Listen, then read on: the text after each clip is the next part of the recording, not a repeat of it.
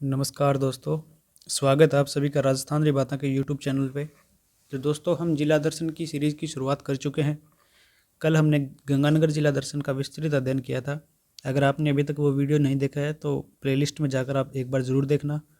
आज हम बात करने वाले हैं हनुमानगढ़ ज़िले की। तो चलिए शुरू करते हैं हनुमानगढ़ जिला दर्शन। तो हनुमानगढ़ ज़िले का कोड है दोस्तों RJ31।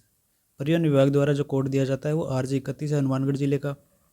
फिर हम बात करें हनुमानगढ़ जिले के वन्य जीव शुभंकर की, तो वन्य जीव शुभंकर है इसका छोटा किलकिला। छोटा किलकिला पक्षी वन्य जीव शुभंकर है। फिर हम बात करते हैं हनुमानगढ़ जिले के कुछ उपनामों की। तो हनुमानगढ़ जिले का उपनाम आता है सभ्यता का संरक्षण स्थल, यानी कि यहाँ पे कालीबंगा, पीलीबंगा और रंगमहल सभ्यता स्थल स्थित है, इसलिए इसे सभ्यता का संरक्षण स्थल कहा जाता है। और फलों की टोकरी या धान का कटोरा भी इस जिले को कहा जाता है। फिर हम बात करते हैं इस जिले का प्राचीन नाम। तो यहाँ पे एक भटनेर दुर्ग स्थित होने के कारण इसको भटनेर नाम से जाना जाता था पहले। फिर कालांतर में क्या हुआ कि बीकानेर के जो शासक थे सूरत सिंह, उन्होंने भटनेर को फतेह करने के बाद इसका नाम बदलकर 1805 में हनुमानगढ़ रख दिया। यानी वो हनुमान जी के भगत थे और हनुमान जी के भगत होने के कारण मंगलवार के दिन इस दुर्ग का नाम हनुमानगढ़ रख दिया। इसी से इस जिले का नाम हनुमानगढ़ रखा गया। और पिछली कक्षा में हमने देखा था कि गंगानगर और हनुमानगढ़ जिले को संयुक्त रूप से योध्या प्रदेश के नाम से भी जाना जाता था। फिर हम बात करते हैं इस जिले के वर्तमान स्वरूप यानी गठन की। तो 12 जुलाई 1994 को गंगानगर से अलग होकर 31वां जिला राजस्थान का ये बनाया गया। ये फैक्ट आप ध्यान में रखना, 12 जुलाई 1994 को इसका गठन किया गया था। ये एग्जाम्स में पूछा भी जा चुका है क्वेश्चन, तो एक इम्पोर्टेंट फैक्ट होता था इसका गठन कब किया गया, 12 जुलाई 1994 को। फिर हम बात करते हैं हनुमानगढ़ ज़िले की तहसीलों की। तो हनुमानगढ़ ज़िले में दोस्तों 8 तहसीलें हैं। एक तो है हनुमानगढ़ जिला मुख्यालय स्वयं तहसील है, फिर भादरा तहसील है, नौर तहसील है, टिब्बी तहसील, रावतसर तहसील, पीलीबंगा तहसील, पल्लू तहसील और संगरिया तहसील। ये 8 तहसीलें हो गई। फिर हम बात करते हैं हनुमानगढ़ ज़िले के उपखंडों की। तो यहाँ पे पल्लू को छोड़कर बाकी 7 जो तहसीलें हैं वही उपखंड है इसमें, यानी हनुमानगढ़, भादरा, नौहर, टिब्बी, रावतसर, पीलीबंगा और संगरिया, ये 7 उपखंड हैं। फिर अगर हनुमानगढ़ ज़िले की स्थलीय सीमा की बात की जाए दोस्तों, तो हनुमानगढ़ ज़िले की स्थलीय सीमा पंजाब व हरियाणा राज्य के साथ अंतर्राज्यीय सीमा बनाती है। और अगर हम बात करें हनुमानगढ़ ज़िले की अपने राजस्थान के ज़िलों से लगने वाली सीमा की, तो ये गंगानगर, बीकानेर व चूरू 3 ज़िलों से अपनी सीमा से साझा करता है। तो यानी कि राज्य की देखें जाए, अंतर्राज्यीय सीमा देखी जाए तो पंजाब व हरियाणा के साथ लगती है।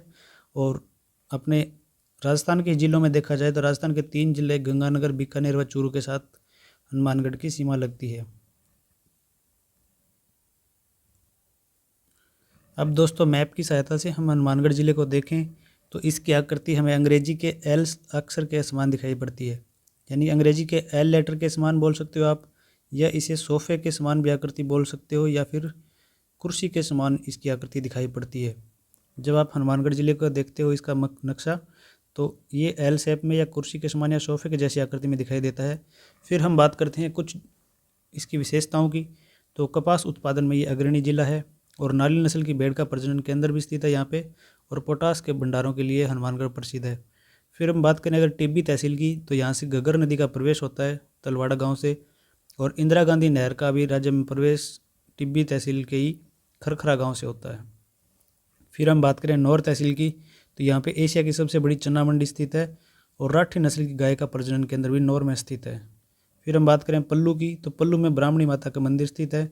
और रावतसर की बात की जाए तो रावतसर तहसील में राज्य का एकमात्र अभयारण्य बनना प्रस्तावित है, क्योंकि ये रावतसर तहसील का क्षेत्र है वो सेम प्रभावित क्षेत्र है, इसलिए यहाँ पे एक अभयारण्य बनाना प्रस्तावित किया जा चुका है। फिर अगर बात करें पीलीबंगा की, तो पीलीबंगा में पीलीबंगा सभ्यता स्थल और कालीबंगा सभ्यता स्थल स्थित है। अब हम बात कर लेते हैं हनुमानगढ़ जिले की भौगोलिक विशेषताओं की। तो भौगोलिक विशेषताओं में सबसे पहले हम बात करते हैं हनुमानगढ़ की जलवायु की। जलवायु को देखें हम हनुमानगढ़ की, तो यहाँ पे अर्धशुष्क प्रकार की जलवायु पाई जाती है।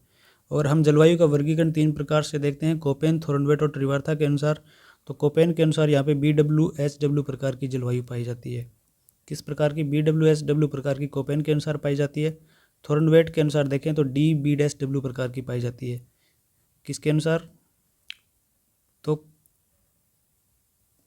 थोरनवेट के अनुसार DB-W प्रकार की जलवायु पाई जाती है।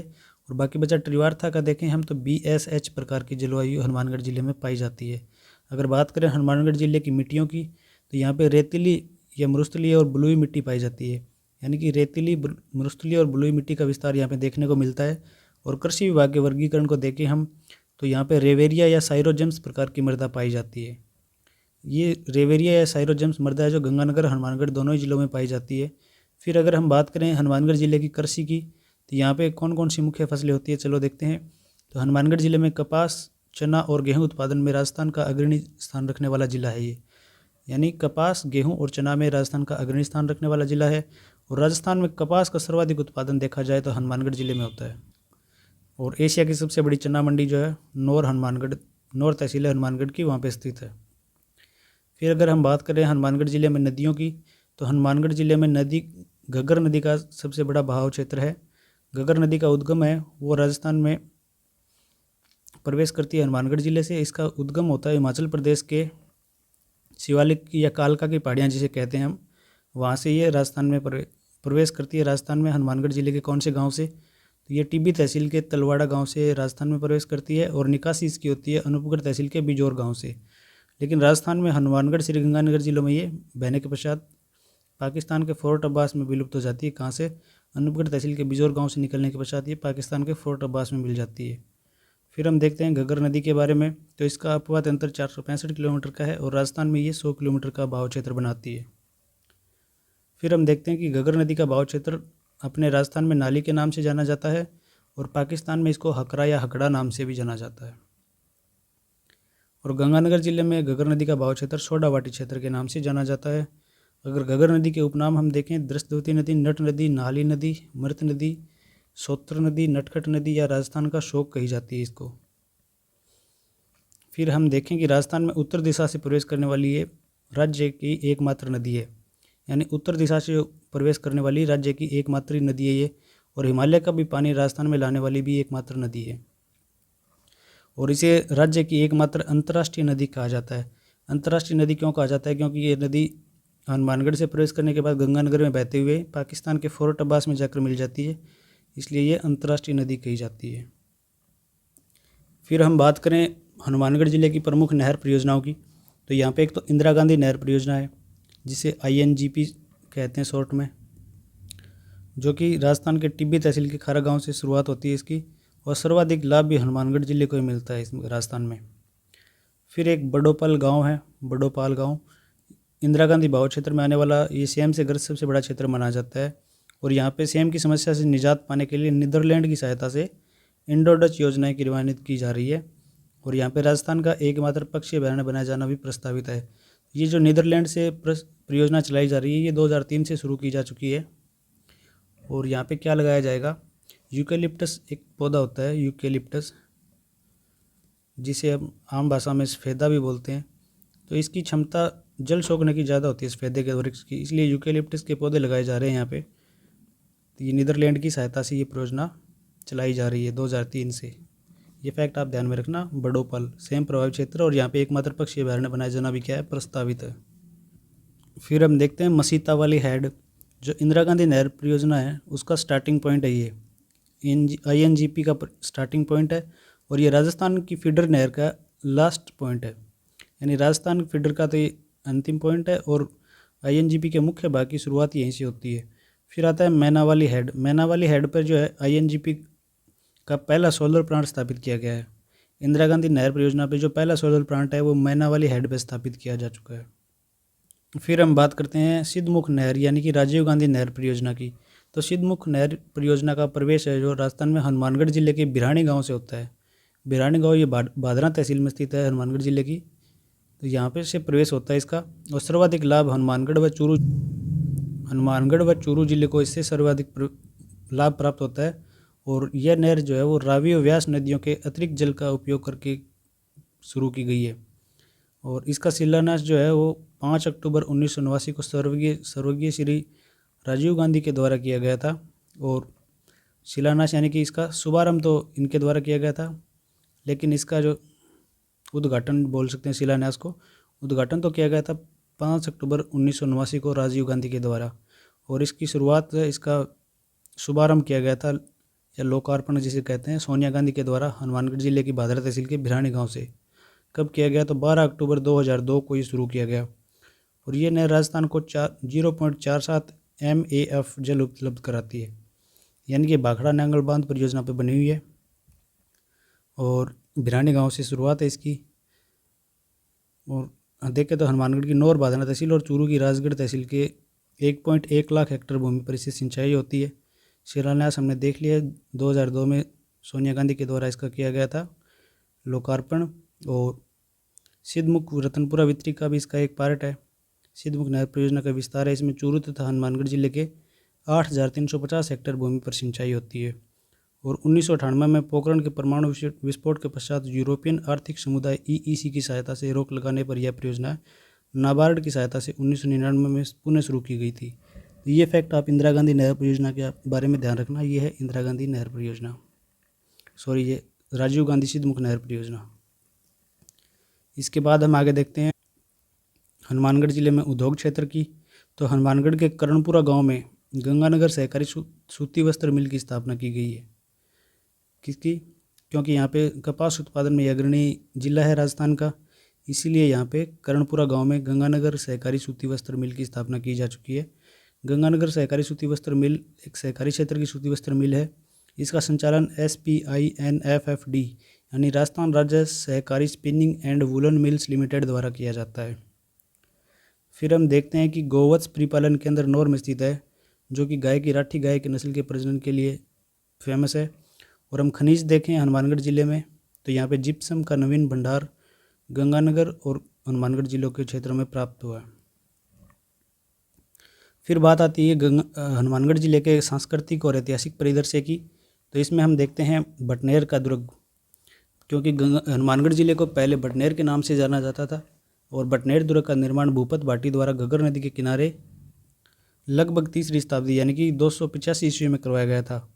और ये राजस्थान का सबसे प्राचीन और सर्वाधिक विदेशी आक्रमण सहने वाला दुर्ग कहा जाता है। और ये श्रेणी पूछी जाए दुर्ग की, धानवन श्रेणी का ये दुर्ग है। और कुछ लेखकों ने बटनेर दुर्ग को तबर हिंदी भी कहा है। और इस दुर्ग में भगवान शिव की और हनुमान जी की मंदिर, हनुमानगढ़ जी भगवान शिव और हनुमान जी को समर्पित मंदिर है इसमें। और एक शेर खान का मकबरा भी इस दुर्ग में स्थित है। और इस दुर्ग के बारे में तैमूर ने अपनी कथा तुजुकी ए तैमूरी में कहा था। तुजुक ए तैमूरी में ये लिखा था कि मैंने इतना मजबूत व इतना सुरक्षित किला पूरे हिंदुस्तान में नहीं देखा। ये कथन कोट करके आपसे पूछ लिया जाता है एग्जाम्स में, ये कथन किसने कहा था या किस दुर्ग के बारे में कहा गया और ये कौन सी पुस्तक में लिखा गया? तो तुजुक ए तैमूरी में लिखा गया। किसके द्वारा? तैमूर लंग के द्वारा, कि ऐसा सुरक्षित किला मैंने आज तक पूरे हिंदुस्तान में नहीं देखा। और इस दुर्ग का शिल्पी कौन था? तो शिल्पी केकई था। केकई इस दुर्ग का शिल्पी था।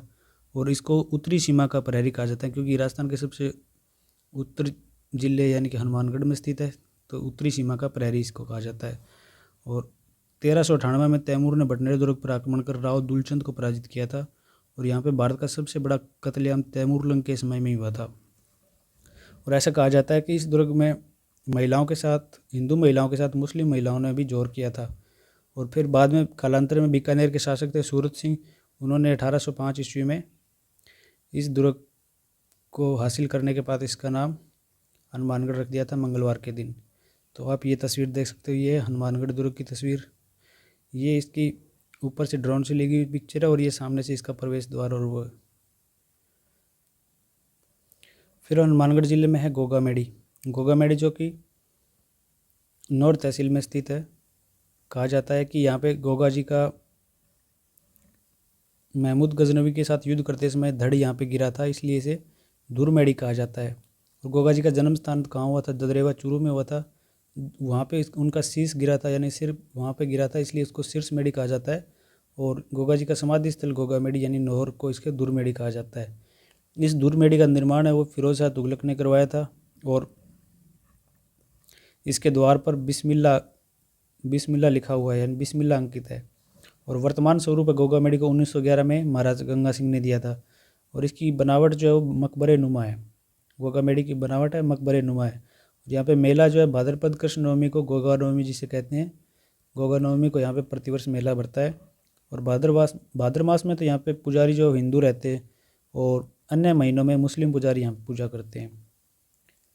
फिर गोगा मेडी में मुस्लिम पुजारी को क्या कहा जाता है, तो वो चायल कहा जाता है मुस्लिम पुजारी को।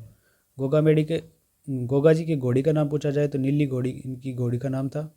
इनके पिता का नाम पूछा जाए, पिता जेवर जी थे इनके, और माता का नाम बादशलदे था। बाकी हम लोक देवताओं में ये सब पढ़ चुके हैं। अगर लोक देवताओं वाली क्लास आपने नहीं देखी है तो वह एक बार ज़रूर देख लेना।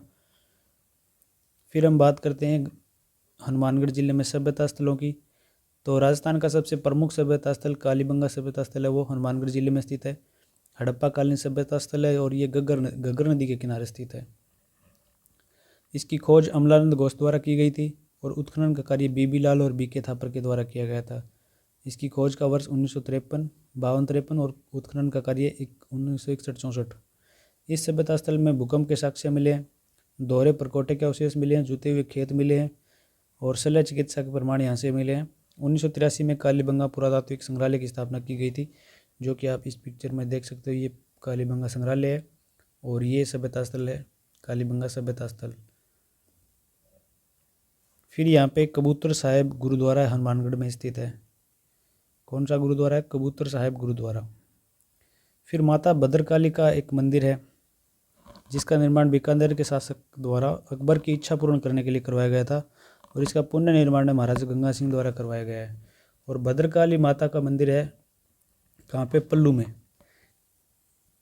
ये पल्लू में स्थित है और भद्रकाली माता को सुनारों की कुलदेवी माना जाता है। सुनारों की कुलदेवी बोला जाता है इनको।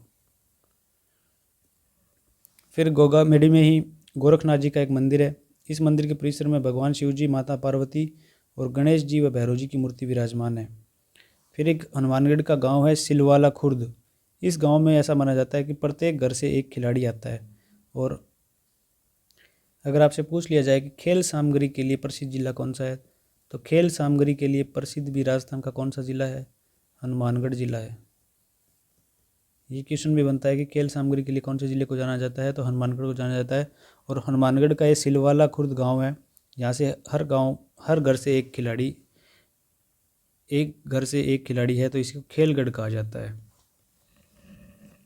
फिर हनुमानगढ़ से आते हैं मूर्तिकार लक्ष्मण व्यास। इनका निवास स्थान है वो नौर तहसील है हनुमानगढ़ की। और जो नया संसद भवन बना है अपना भारत का, तो इसमें जो अशोक स्तंभ की ये प्रतिमा लगाई गई है, इसके निर्माणकर्ता यही है। कौन? मूर्तिकार लक्ष्मण व्यास। फिर आते हैं चंद्र सिंह बिरकाली। हनुमानगढ़ जिले के निवासी हैं चंद्र सिंह बिरकाली और राजस्थानी भाषा के प्रसिद्ध साहित्यकार हैं। इन्हें मरुद्रा का कालिदास कहा जाता है और इनकी जो रचनाएं हैं बादली, लू, कलेजा, रिकोर, तो ये हैं चंद्र सिंह बिरकाली। राजस्थानी भाषा के साहित्यकार हैं और मरुद्रा का इनको कालिदास कहा जाता है। और एक दो बातें और हम देखते हैं हनुमानगढ़ ज़िले की। तो प्रदेश का पहला पानी चोरी रोकने के लिए जो पुलिस थाना बनाया गया था, पानी चोरी रोकने के लिए प्रदेश का पहला पुलिस थाना वो कहाँ बनाया गया था? तो हनुमानगढ़ ज़िले की नौर तहसील है, वहाँ पे बनाया गया था पानी चोरी रोकने के लिए।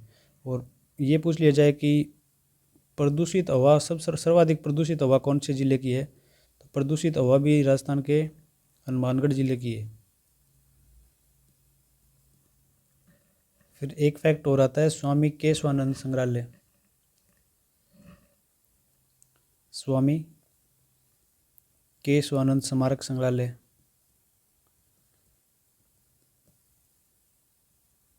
वो भी कहाँ पे स्थित है? हनुमानगढ़ में स्थित है। इसकी स्थापना 1938 में की गई थी। तो ये थे कुछ फैक्ट जो हमने हनुमानगढ़ ज़िले के बारे में देखे हैं। आशा करते हैं आपको ये सब अच्छे से समझ में आया होगा। तो अगली क्लास हमारी होने वाली है बीकानेर ज़िले के बारे में। अगर आपने पहले गंगानगर ज़िले की कक्षा नहीं देखी है तो एक बार उसे भी ज़रूर देख लेना। इसी तरीके से हम 41 दिन में 41 ज़िलों को कवर कर लेंगे। तो आज की वीडियो में बस इतना ही था। चलो मिलते हैं नेक्स्ट कल वीडियो में। तब तक के लिए आपका धन्यवाद। जय राजस्थान।